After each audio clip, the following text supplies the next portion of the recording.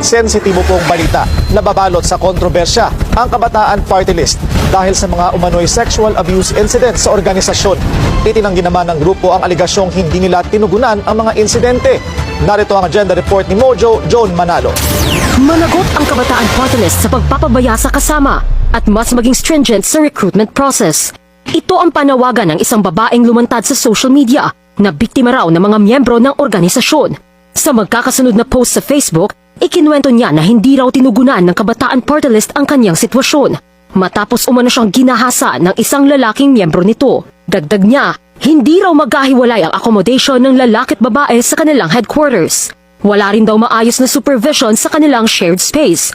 Dahilan para maging pro nito sa mga ganitong insidente.